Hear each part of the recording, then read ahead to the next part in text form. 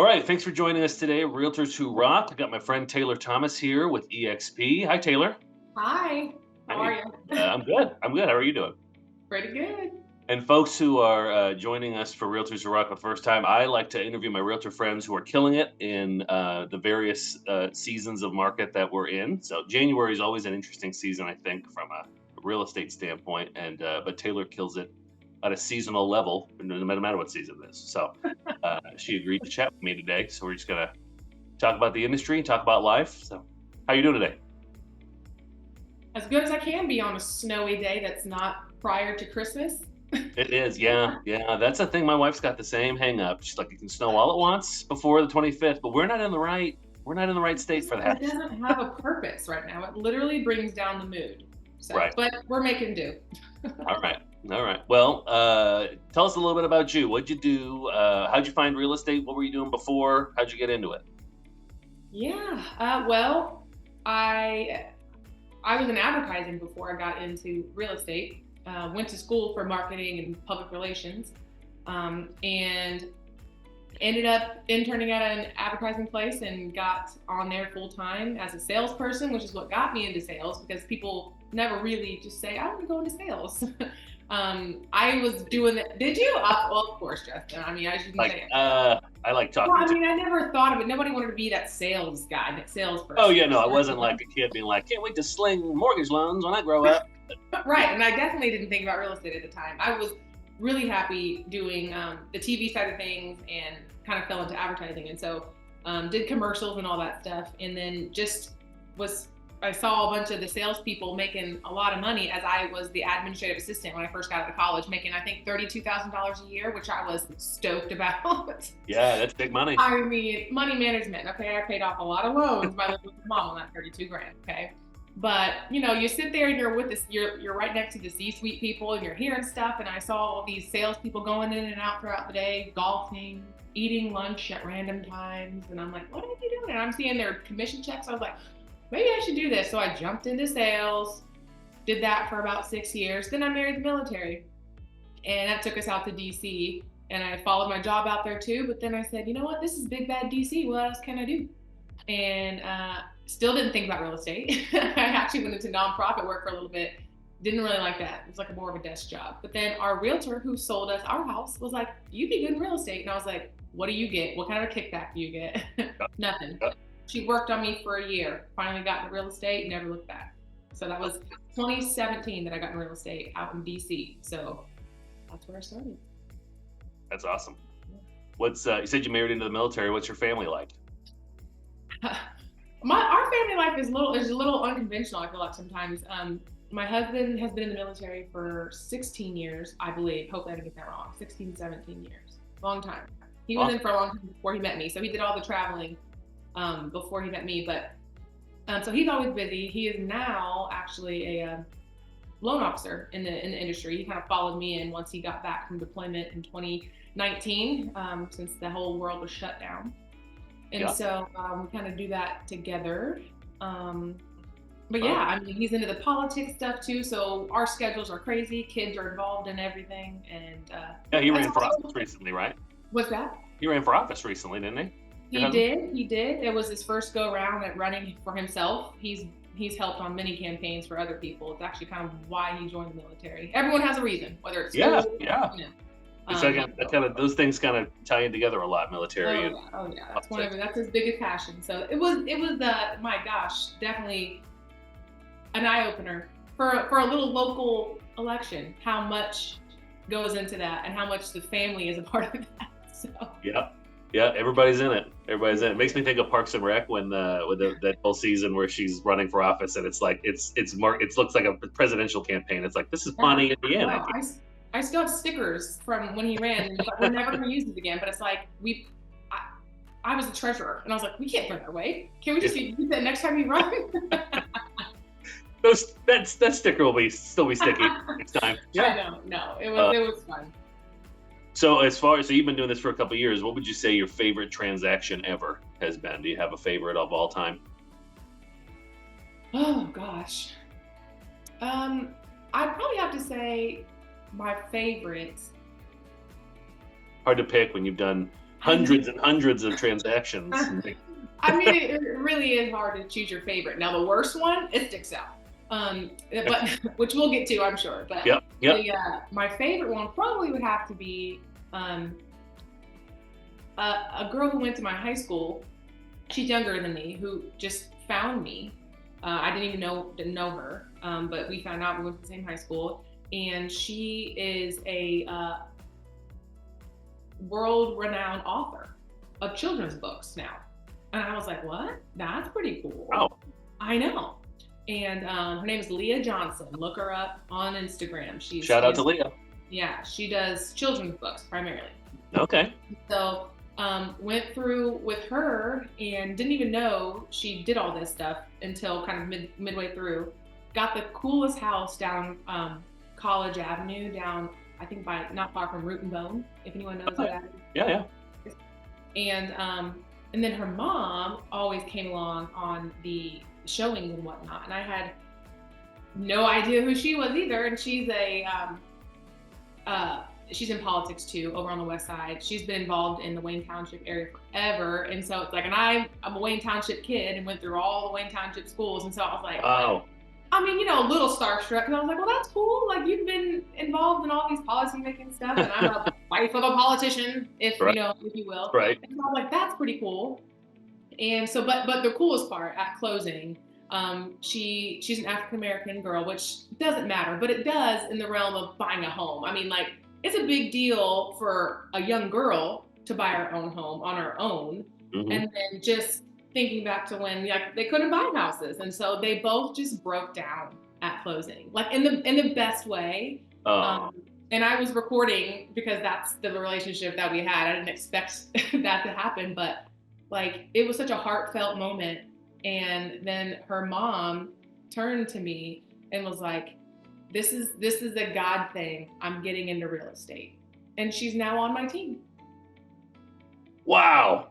I thought you were going to say you were recording them to make fun of them later. No, I you were recorded just such a magical moment. They were so close. I know. That's something I would do with a transaction with you. But like, look at these sappy people. Right. Buy a house without. No, I was like, what's happening? And I just kept recording. I was like, they're going to want this. Like, I sent that to them. And then just a little cherry on top, about 6 months later, Leah calls me and says that she wants to open her first brick and mortar bookstore. And so we go looking for her a place for her bookstore. So I'm doing commercial sales over here, and we find her like the perfect spot down in the Heron Morton area. And so now she's open for business, and I was like, this is so cool. So I helped. Cool. There's been articles about her in her books, and I'm just like in the background, like I helped her find her spots. So. Yeah, power by the throne, no big deal. Yeah. So like my little celebrity moment there. Right. Well, and when you mentioned mom, like most realtors and lenders both are like, "Who parents involved in the transaction?" I know, but she was awesome. I mean, she wasn't like one of those typical like, no, you're not gonna like this, or I don't like this. She literally just 20 years ago, we didn't have to pay for that. Right. And so she was very cool too. But just the whole dynamic, it was, if we could all have transactions like that all the time. Yeah. Sidebar, parents, we love you. We know you're looking out for your kids. It is a little tricky because the industry changes very often, and everyone wants to weigh in. If you're throwing some skin in the game, parents, then yeah, you have all say. But if you're not helping with anything, please sit back and enjoy the ride. Yeah. That's awesome. Well, you had a least favorite transaction come to mind, so let's skip to that. There's actually a couple. So bad? There's actually a couple, and at the end of the day, it's a good story. It's still not my favorite transaction, but it ended up in a good story. And I'll try to sum it up really quick. All right. But this was when I was on my own, when I had my own brokerage, because I was on my own for about a year and a half. I'm with EXP now, but before then I was on my own. And it was a friend of mine who reached out, and I sold their house in Lebanon, and they have 4 or 5 kids and like 3 dogs and 2 cats and even some lizards or parents. They have a lot of things and people and living, breathing things that need a roof over their head. Okay. And so we sold their house in Lebanon pretty quickly because that was like COVID time. And so they had some living arrangements in between a little bit, but they needed land. They wanted to get further out. And so we found them a nice house in Bainbridge, but it was a lot going on with the house. Like the house was fine. It had some little things, but it was like an estate sale or something, like the husband had passed away and everything. So those can get a little tricky. And this is why we do title searches before we go on market, people, because there was a lot of stuff that the wife didn't even know about her husband. And this was the first time I had dealt with so many title issues. There was debts that she didn't know about. There were liens. There was all this stuff that she couldn't, even if we sold the house, it wouldn't pay for all the liens. We kept finding more and more and more liens. And at this point, we were from the time they sold their house in Lebanon to when we got under contract on this house in Bainbridge. Total time it took to close that deal was almost 6 months. Ooh. Yeah, and I remind you, 4 or 5 kids of like elementary age, middle school, almost elementary, and 3 dogs that they had to separate between houses in this time, and then like all kinds of other animals. I mean, it was insane. And they were like, school's starting soon. We don't have like a house. We don't have an address, and they're going to start new. I'm like, no, this has got to happen. But like, I'm like, how are we going to close on this house? We had to track down the IRS. We had to find all these liens from Nevada to everything. I was like, what is going on? And I was like, I'm not laying my head down at night until this thing closes. Like I won't be able to sleep well. And so a good friend of mine at the time was in the industry. I don't know if we can name drop, but a good friend of mine was in the industry. But either way, the lender who was on the deal, we went for margaritas one night, and we're like, we're going to crunch numbers. We're going to figure out how to get this done. And she was a godsend. I don't know how she did it, but, and the title person at the time, I don't know, they got the IRS to somehow forgive, because there was no way they were going to pay off all the debt. There was no way. So it's like, either you take what you get from this house, we get it sold. And right. I don't even know what they did, but long story short, we got the house sold. I had to go down on my commission a little bit, but after 6 months, they got in the house and I could sleep, and they were still indebted to me. But I'm like, no, please go live your life. Please like, never in this place that like, there were so many other little minutia things that went through that transaction, but I was like, this cannot not close. Oh man. So, you know what I like about that story though, is you shouted out the title and the lender and the teamwork that it took to. Oh my gosh! It takes everybody. No, while that wasn't my favorite transaction, I learned a lot from that transaction for sure. Yeah. And it was a good ending at the end, but it was not fun. Right. Yeah. No, that's true. You know, that's another great point. That's a lot of folks that I ask that question. It's their least favorite, but they usually have learned a lot or the most from it. And yeah, at the end of the day, they have, well, most of them, they have had it's a transaction, it closed, so someone had a house at the end of it. So. I mean, isn't that life's lesson? You got to go through the hard things, unfortunately. Right. Your kids don't want to hear it, but like, here we are, living proof. Well, so someone as successful as you probably has some habits and routines that help you out. Do you want to name a few of those? Do you have any favorite habits or routines? Well, Justin, right now you're asking me this question when I've got an 8-month-old, and my routines are vastly different than what they were when I just had one in child-dependent routines. I know. I am a very routine person though. I'm routine. I can go with the flow, but a routine has to be in place, so at least I can pivot. You know what I mean? So every day looks different for sure, but honestly, I mean, I wake up. I try to wake up before the kids. Now that teething is happening, it doesn't always happen because the broken sleep is awful. But when Jamie is sleeping well, because the 5-year-old sleeps through the night, that's fantastic. But when Jamie's sleeping well enough, I try to get up at like 6. I know that's not as early as some of these people would say, but like just to get the coffee going. Yeah, I'm a morning person as it is. And when both these kids are in school, like I can't wait to have my morning routine. But as long as I can just get up and have some sanity, like a quietness before the kids get up, get my coffee going, just percolate. I mean, just the smell of it. Like I don't need coffee to get my day started, but it's a habit and I like it. I'm going to continue it. They sell these wonderful programmable coffee makers that you can set to just make the coffee for you in the morning. I know. My What coffee complicated? What are you, like, an espresso machine or something? What kind of? I have an espresso machine actually, but I think I'm gonna need a little bit more time in the morning to get. It's so fancy. I gotta get that together. But espresso is the only thing that really gets me going in the morning. Sure. But no, No, I I'm think with you. Mornings is that's you, especially with kids, to be able to get up just slightly before them to like get your mind right. Because you to really be do. woken by your kids is to be immediately plunged into parental duties. And I have five and a 5-year-old and one that's close to Jamie and one in between. So no, those two older ones, great sleep. We've always had Yeah. great sleepers, but with the And the older one feeding, sleeps it's great, yeah, but she's the one once she wakes up, and if I've had a bad night's sleep with Jamie or whatever, I mean the whole house is up no later than like 7:30, but she'll come in and like Children of the Corn stand right next to my bed and is like, and I was like, what? Why don't you just like, you know how to do all the things? Go make your breakfast. Go turn the TV on. I'm just yeah. kidding. They wake Yeah. up and choose violence. They wake up and choose violence right away. Like I would simply not choose to be awake and alert and immediately asking for things. But we were all, yeah, it's part of No, the, it's I part know. of I the mean, kid. it's not sounding like much of a routine right now, but honestly, if I try to get up before the kids, doesn't always happen. If it doesn't, I still make my coffee, but it's like one baby on the hip, one's getting dressed while she's watching Zombies or Descendants or something. Yeah. Have breakfast. Usually, she loves her apples, so it's usually a fruit and some kind of cereal.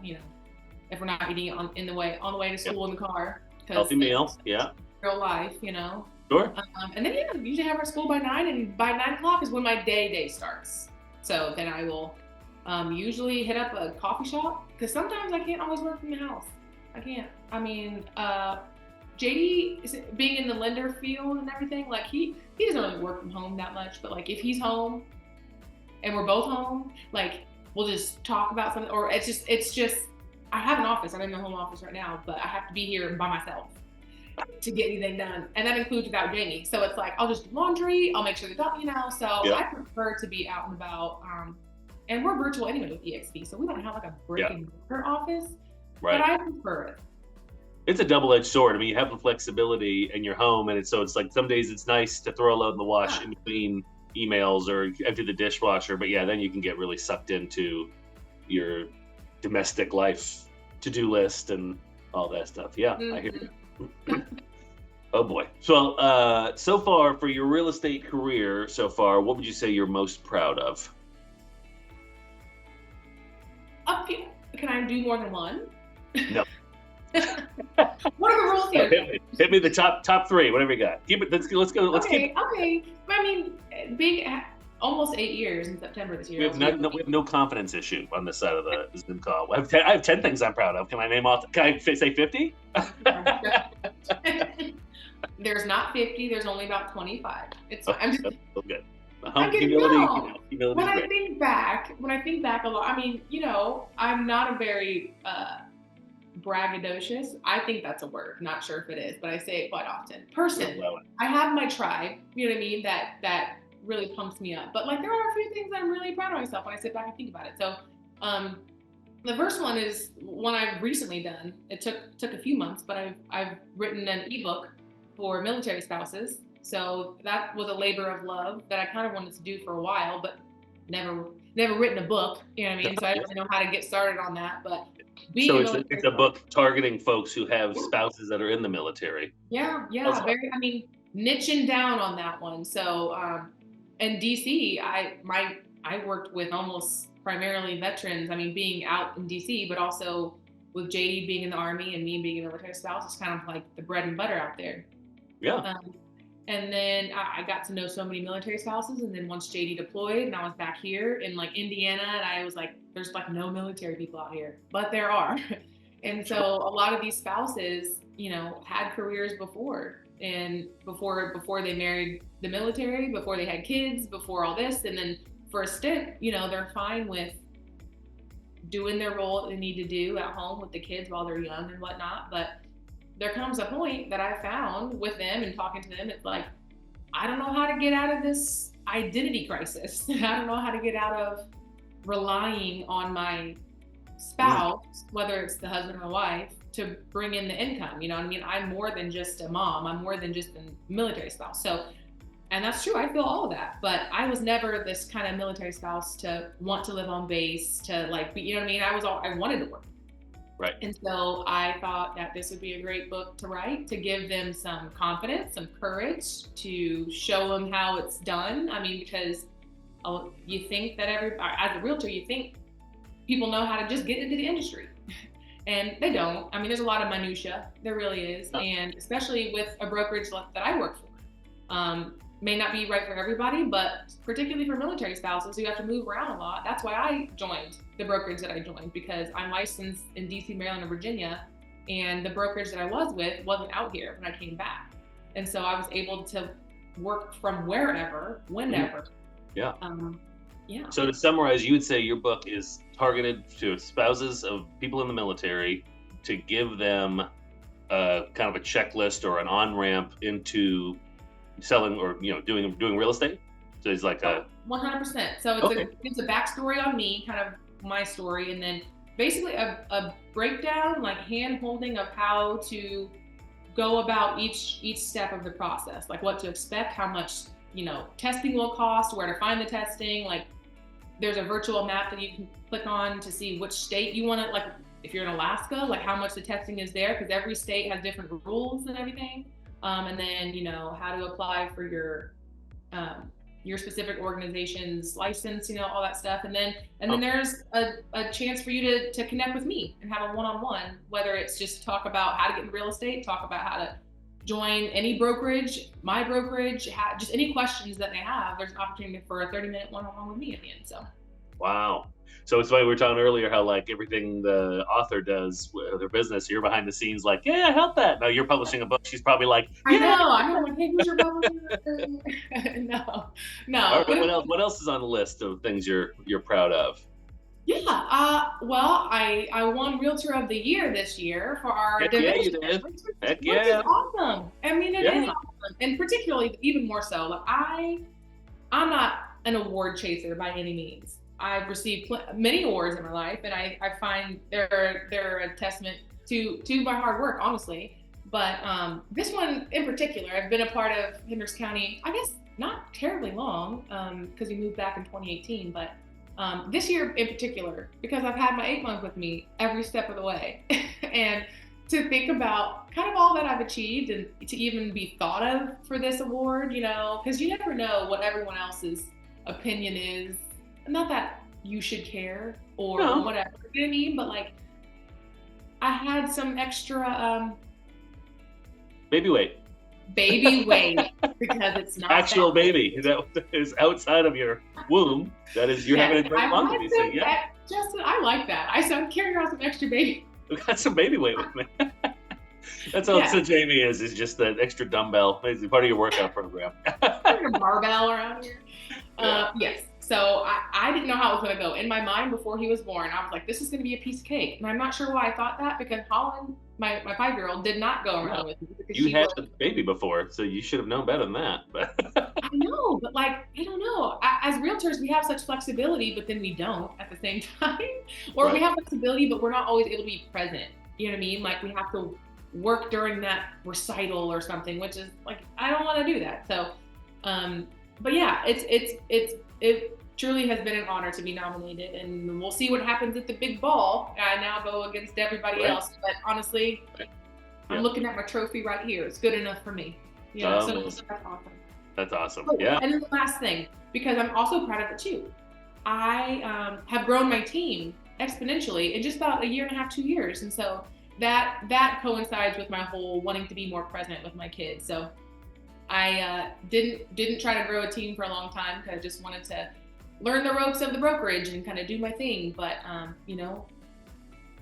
there's a reason why there's a team. You can't do it all by yourself. And so it's turned out to be like all women. I welcome men. But I mean, it's like you attract your tribe, you know what I mean? And I think I've attracted some pretty heavy hitting female realtors, and that's right about it. And so it's really helped. It's helped my I don't want to say work-life balance, because it doesn't really exist, but it's really helped me reach that goal of trying to be present for things with my kids. So yeah, those are things that I'm proud That's awesome. Yeah, all female. I knew you had a lot of agents under you. I didn't think I realized they were all ladies. So Yeah, uh, 15 ladies, and still try to count some more in there. But okay. again, men are allowed, but you gotta keep up with us. Well, Don't be intimidated. that's a tall order. That's a tall order. 1 on 15. Who Lucky number wanna 16. maybe. Okay. Well, so teams pretty stacked. What would you say for you personally? What are your primary sources of business coming from? Where are your clients coming from? Um, Now I get a lot of referral and past client and sphere, which is always what you want to work to. In the beginning, you reach out to them, but it's not a lot of business coming from them. Right. Because you But started also, with 17, 18. What year did you say you start? what's that? What year Oh, did you say you started in? 2017. 17. Yeah. So 6, 7 years in. So that's exactly, I mean, there's like the five-year rule people talk about. That's when you're Yeah, it's previous. true. Yeah. Yeah. I got to experience that last year. That was really nice because 2023 was difficult in a lot of ways, but getting to that 5, 6 year mark or I had a lot of previous clients send me referrals. They didn't need to do anything with their house, but they sent me family and friends. And I was like, man, I haven't talked to them. Like, I mean, I we stay in know. touch quarterly, but it's Isn't feels nice. that isn't that cool? Like sometimes I'm like, man, am I not touching like my clients enough in terms of like reaching out? And I'm like, they didn't forget me. They must be getting my automatic email. There's stuff that's happening in the background, but that's the good feeling when they reach out and like, hey, I've got a friend who's looking to buy or whatever. Or they reach out Yeah. just to ask questions about the house or what they should do. So that's cool. But also I work with a lot of investors, and so I get a lot of referrals and from investors that I currently work with. That's a whole nother part of a business because not everyone's investor friendly like they say. There's a lot that goes into working with investors that you have to Mhm. be prepared for, but they're definitely a good bulk of my business. Oh, okay. Neat. Yeah. Yeah. That's some realtors say they are, but they're not, and some realtors just don't want to mess with it at all. And then you mentioned helping with the bookstore. Do you do much in the commercial world? I dabble. I'm Okay. looking to get more. Well, just to Fill in be, there. they call it like rescom, Yeah. residential commercial. Like I'm that. I've done about 4 commercial deals. Like I've done a restaurant, I've done a bookstore. I helped get a title company a spot, and just another. I think it was car dealership. So I mean, it's not anything real. It's just different platforms and whatnot. And I Right. mean, it is different. You got to have the confidence to kind of work in commercial. But hey, But it's not um, necessarily something that you're chasing down. It's just kind of those things that kind of not right now. I'm not chasing commercial, but those who know I'm in real estate will come to me for commercial deals because I can still do it. And that's when it comes to, because I'm not solely commercial. I won't take certain things because I don't have access to some of the platforms that you would really need to dive into some of these commercial deals. But there's commercial listings on the MLS, so I can right. I can do that. And if I don't, I'm surrounded by people that I can be like, hey, can you help me out with this? So it's like you just got to surround yourself and know, but not yet. But eventually, maybe. Okay. Well, my next question pairs up really well with your shirt. How do you market your business? So What? you've got a brand. Hmm. Honestly, I try to wear my brand when I can, or Literally on sometimes. your hip. Yeah. On Oh, your yeah. table. Yeah. I mean, The unofficial my mascot of MIBOR. kids sell houses. I'm telling you. Like honestly though, he doesn't have a My Board mascot onesie yet, but it's in the works. I've heard so many people telling me I'm gonna get that, so we'll see. But no, he has definitely been a magnet. But I also I try to wear my brand. I mean, like, um, I used to be of the thought like I don't want to be too much. I don't want to be that overzealous, realtor. But it's like, Nice. no, it's almost better. Like if I wear it, I don't have to say it. I'm saying it already. You know what I mean? So many people stop me all the time. How's the market doing? How's the market doing? I swear I should just have like a recording that just says, here's the market for today. Because that's always the question. It's like, how's the weather? No, it's how's the market. Yeah. But that's good. I want you to ask me that. But like in coffee shops, those decals on your laptop or whatever. I know they sound cheesy, and I thought that for a long time. But you can't be a silent agent. Like you can't be a secret agent when you go out places. That's what I always tell my people. It's like, We've heard that on this webinar before. Don't be yeah, well, afraid. it's a good, yeah. You cannot. when people first start out, they're like, well, how are people going to know? You tell them. I mean, Yeah. this is not the industry to be in if you're going to sit inside and just have business come to you. You cannot. It's not going to roll in. You say Yeah. it once, even if you say it once, people aren't going to necessarily remember. And if you say it 3 times or say it 10 times, they still might not remember. And that's why it's called top of mind. And I've learned that, like, you think you're doing a good job staying top of mind, and then all of a sudden, like, there's a million realtors. All of a sudden, the person you were just real gung-ho about and thought for sure they were going to hire you one day whenever they bought a house, ran into somebody else at a bar and they hit it off, and that's who they're using. And that can happen. But at the same time, like, I'm big on social media too. So honestly, social media is probably one of my biggest marketing tools. So, What platforms are you on out there? My favorites are Facebook. My favorite is Facebook. I'm on Instagram pretty heavily, and I'm a TikTok is there. And I've learned a few things from recent social media workshops. Yeah. That I'm going to try to implement in TikTok. Okay. So stay tuned. All right. That's fun. We will. Yeah. That's great. But you're good on LinkedIn. I want to try to, like, I feel like LinkedIn is the place to be. There's so It's starting to come around. It's starting to come around. Yeah. It used to be like, I think people used to think of it like Facebook for businesses, but it's become a much more personal platform. And, they all have the algorithms that make you do certain things and click a certain amount of things. And LinkedIn's, it's a little more, I don't know, a little more pure. I'm sure they've got their own schemes cooking up, but it is. I don't know how much money does TED Talk pay to LinkedIn? Because I swear every other post is some kind of think tank TED Talk. I'm like, well, I mean, that's where they should be, though. I mean, it still is business oriented, but I remember when I was in advertising, LinkedIn was all I ever posted because I was B2B essentially, you know what I mean? Right. And then once I got out of it, I kind of let it slide. And then maybe I feel like in general, people weren't using LinkedIn as much, or maybe that's just because I got out of it. But then there was another uptick, and when I go to networking events now, they're like, what's your LinkedIn? Find me on LinkedIn. I was like, is this the thing now? I have got to like revamp my LinkedIn from 2010. Sure. You know what I mean? So I need to get better at that. But. Well, maybe something to think about, since people always ask you how the market is, do like a little mini market update video for the week. And they ask you, and then that's an easy way to say, oh, here, I do a weekly video on how the market is, and this is my whatever social media. I need to. I don't know why I don't do that. It's been on my to-do list because it's like the market, I don't want to say changes drastically all the time, but like there's always changes, and it's like that's the thing with marketing yourself and social media. You just have to be on it. But like I got to be better at batching my stuff and just kind of like setting my time. But like I said, with an 8-month-old, it's just a little tricky, and it's not an excuse because, like I said, no. Well, you can't argue with success. I mean, whether the habits are in place or the routine, you're obviously a disciplined enough person to do the things you need to do to win things like Realtor of the Year. So that doesn't just. And that's the note that I guess I want people, especially if any women are watching this or come across this. No women watch this show. Well, you know. Sorry, guys. You don't care about this at all, but. No, I mean, it's just one of those things where it's like, don't count yourself out. Yeah, I could have easily said once I had Jamie, I'm gonna have the worst year ever. Like I'm gonna need all this help. I'm gonna need a woe is me. I'm gonna have a woe is me attitude.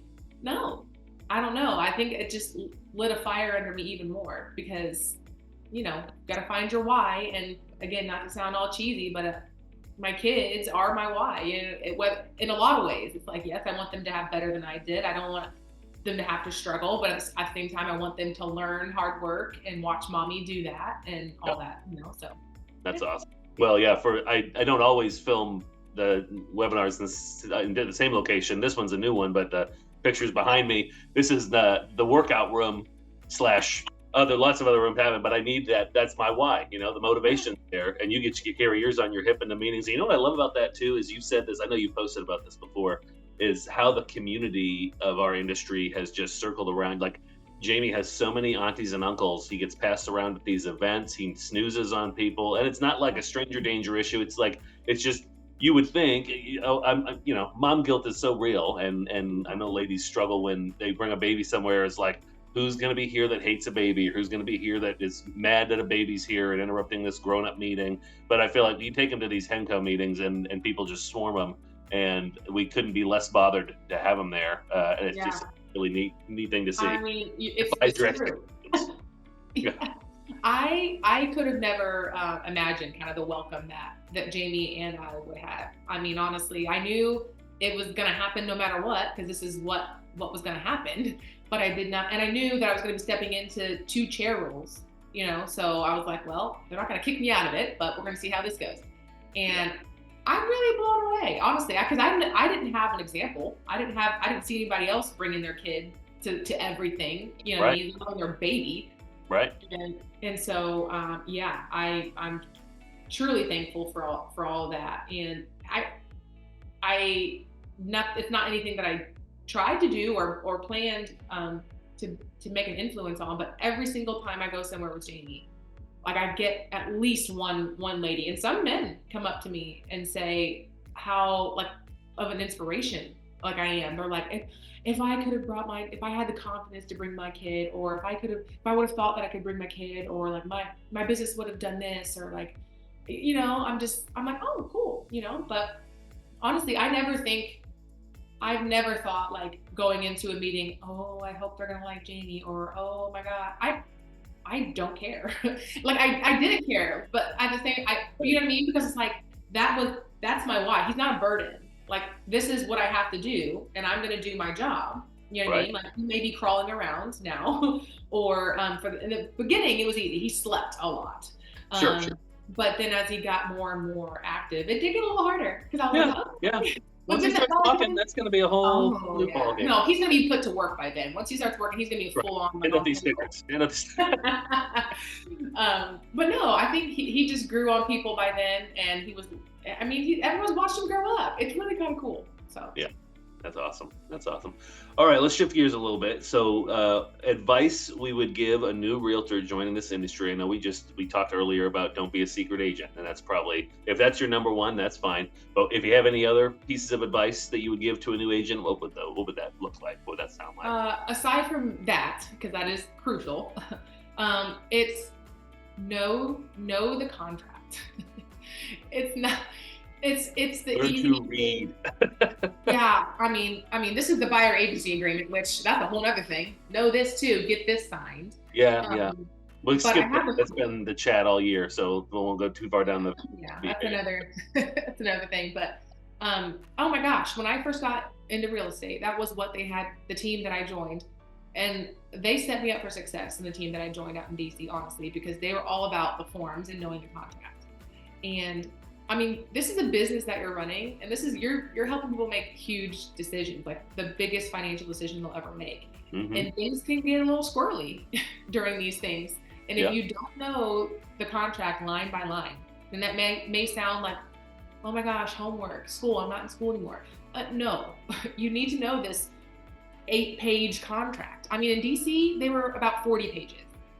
So we don't have it so bad here in Indy. When I came back to Indy, I was like, is this all I have to sign? And then like I don't have to initial each page. I don't have, like, it was crazy. I thought like, is this like child? Well, I've heard DC and that Baltimore area is already really a rough area. Red tape. Oh, it's a lot of stuff. Funny to me, the closer you get to the center of government, the worse and worse the contracts, red tape get. It feels pretty on spot. Yeah. So I feel like I learned in the best place possible because everything is easier from here. Right. But it's like when you learn how to drive a stick shift, you start with the worst possible transmission, awful clutch, and then you be able to drive everything you want. It's true. And I didn't know that going into DC because that's all I knew. But no, like they had me learn the contract and then record myself going through the contract just so I could hear myself explaining it, and then I had to give it to my team leader like he was a client and explain it. And that was so helpful because there were many instances where people will ask, okay, well, what's the earnest money? Sure, earnest money is earnest money, and you should know what earnest money is, but like how DC was whole different, but how does the earnest money play a role in this transaction? So many people don't understand that you could get it back, you may not get it back, but if you do get it back, how would you get it back? Like you don't just get it back just because something goes wrong. No, you know what I mean? Right. And all this stuff, and then especially with like VA loans and stuff like that, like you have to read the fine print because you can get your clients in and out of a lot of trouble by knowing the contract. Because And don't ever feel like because you're newer in the industry that you don't know what you're talking about. If you know the contract and you feel confident in the contract, you're going to be head and shoulders over even these veteran agents out there because they're lazy now a lot of times. Shots fired. No, I don't mean it in a bad way, but No, they know you, it. They know what I mean, and even we, myself, we can get yes. guilty of that. We talk about that a lot too on this show. Is 20%, used to be 20% of the realtors doing 80% of the work. Now it feels more like 10% are doing 90, and that's true across every spectrum of how long you've been in it. There are lazy agents that have been doing it for 1 year, and lazy agents that have been doing it for 20 years. Well, and a lot of times people, and I don't mean that in a bad way at all, but and they can, I mean, it ain't the good way, I guess, but I mean, It's not a good way to say it. But at the same time, I think a lot of these people get this way who've been in the business forever because a lot of their stuff is referral based now. So they work with a lot of people they know, so they don't realize like, oh, I can sell a house in my sleep. Sure you can, but there's legalities that you have to stay up on, and there are things like if you work for a VA buyer, you have to know that the seller has always had to pay for the termite inspection. Yeah. Not anymore. Would you say this kind of staying up with the contract kind of ties into CE, keeping up with continuing education? Yeah, I mean, CE is required. CE doesn't always give you what you need. Like, doesn't always. I mean, there's usually different classes they throw in there. So if there's a forms class in there, that yes. Now we all know sometimes people just get through CE, but there are CEs you can take throughout the year that are like extra credit, if you will, that you should be taking, or just classes that MIBOR and IAR and NAR offer. Webinars you can hop on. There's a webinar later today, or there was one yesterday, about the forms, the legal forms coming out. I'm like, you have to stay up on that stuff. This is your business. This is your job. And you don't want to look silly not knowing these changes. You submitting a wrong form. Right.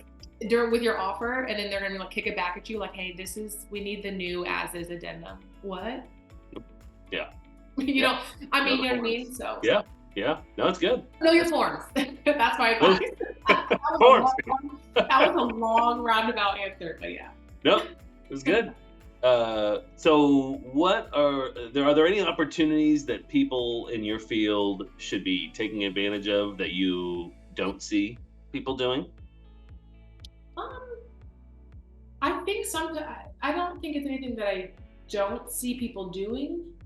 But I think it's that not as many people take the opportunities as they should. I mean, people see some of the same people getting the same accolades sometimes. You know what I'm saying? And it's like, well, what have you done to try to get in that sphere or to try to get in at that table? Do you want to get at that table? If you don't, that's fine. But don't be mad at the ones who are. You know what I mean? So my advice.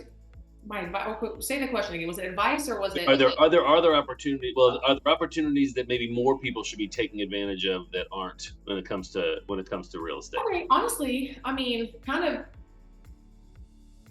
I don't want to say rules are meant to be broken, but it's like the industry is always changing. So when you go into organizations or like Hendricks County, different divisions, kind of like you did, Justin, like find a pain point, find a need. There's always something that can be made better.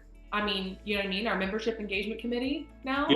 Yeah. Make your lead. It could be a good plug. The opportunity people aren't taking advantage of is the division meetings. They're so great. They're so educational. They're so helpful. Well, absolutely. You can go and you can meet people. Shameless plug, but yes. Isn't it great when you're at a transaction and you know who the person is on the other side of the table? And I mean, we've been blessed with Elements has a great reputation in Indianapolis, and I've had people, the listing agents, call me that know me from these meetings, and they know that Elements has a great rep. And so if it's two offers and they're identical, but Elements' name is on one of them, we get to win, and that's a great feeling. You're 100% correct, and so that's the other thing. It's like if you're new in the industry or have been in the industry for a while, but maybe haven't been super plugged in, so you feel like you don't know anybody or your business is lagging. Yeah. You can't do it alone. So you have to be in community. You do. I mean, that's the Hendricks County people that are watching this so far are like, I can't believe it took them this long to plug going to Hendricks County. Sorry. We love that. We love our division. We love Hendricks. No, but it's true. I mean, as someone who's super involved, I get it. Not everybody has to be as involved as I am, but I would hope that you don't get into the real estate industry to be by your lonesome. Right. Because it ain't going to work. Okay, that was awesome.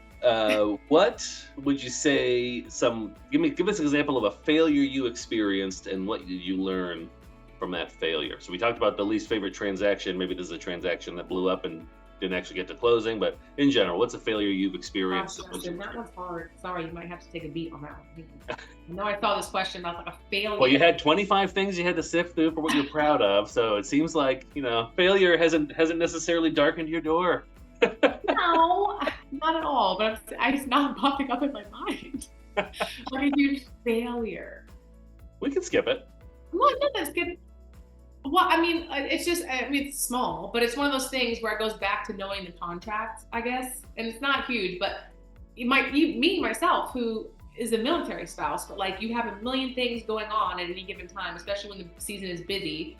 And which is also another reason why, if you do enough business or if you have a lot on your plate in general, whether it's personal and business, get extra help like a transaction coordinator or an admin, because things can fall through the cracks, or set up automated systems that remind you Mhm. of things that need to be done.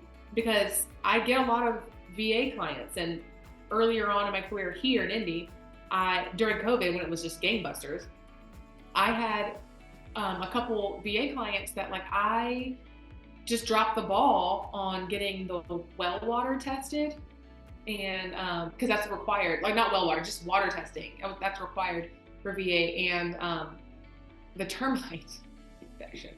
And so we were literally like 5 days from closing, and I was like, oh my gosh, like I was freaking out because the title company is like, hey, can you send me the receipts of that? I was like, literally, I about like swallowed my throat, whatever. I Sure. about died because I was like, this is my fault. And this is before I had a TC. Now I Yeah. have one. No, your heart just Um, drops when you realize it's like, oh, a complete oversight on only my end, and only I am yeah, responsible it for was all this. my fault, but I did not own up to it yet because I was going to fix it.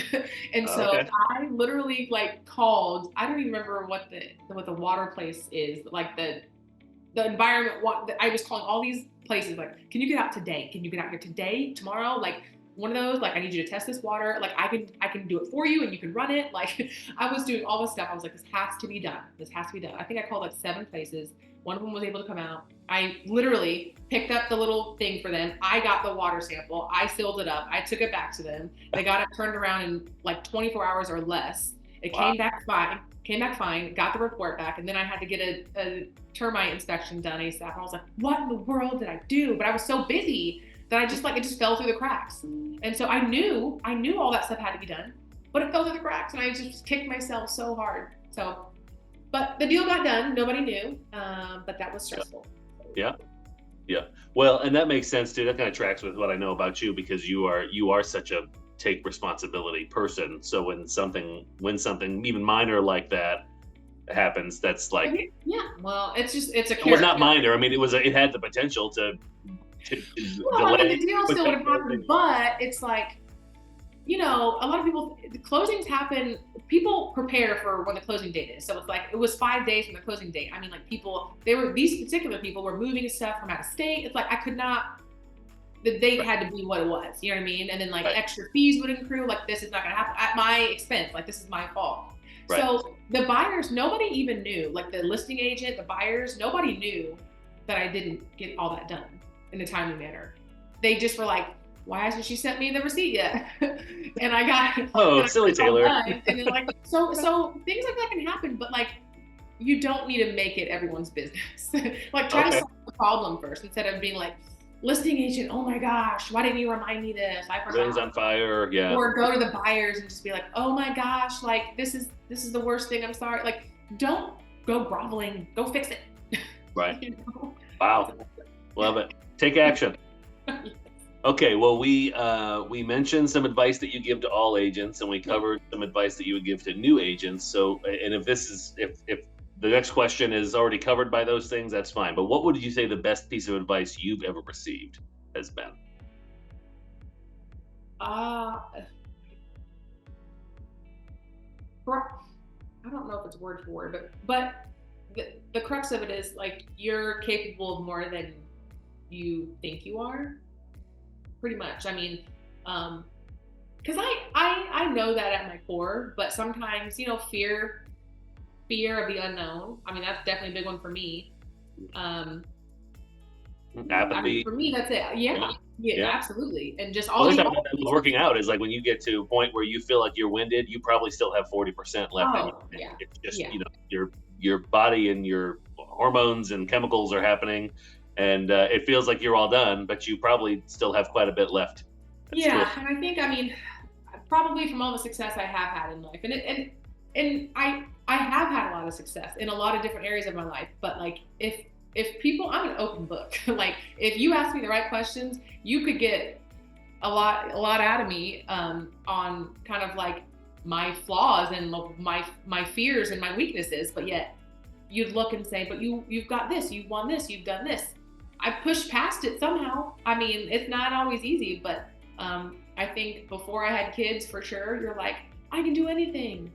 I have nothing stopping me. But really, once you have kids, you have a reason to, so like, you don't know what you're capable of until you have something to like really fight for. You know what I mean? Not to get all mommy and mushy, but like, I remember before I had kids, I mean, I could go anywhere I wanted, I could do all the things, but Yeah. then sometimes I'm just like, no, I just want to watch TV. I Yeah. just want to do what I want to do, Yeah. whatever. But like, knowing I can go crush it whenever I want, I mean, you have just more excuses. As a parent now, for me, this is for me.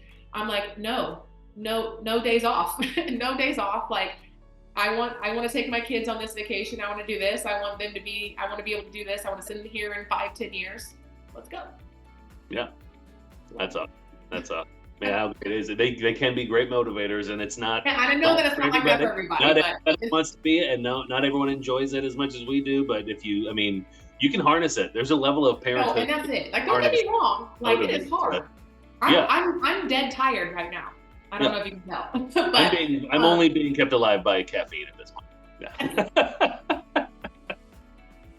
no, but it's the best thing. And it's like, if I didn't, I think about it all the time. It's like, what was my life like before these kids? It was great, but like,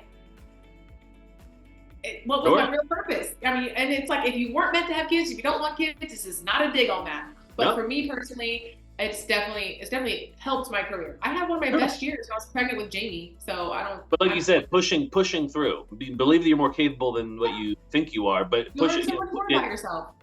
What has ever been accomplished without going through some sort of adversity? I mean, if you meet people who have backed away from every potential adversity, typically they're not the happiest person you've ever met. They're not the most accomplished person you've ever met.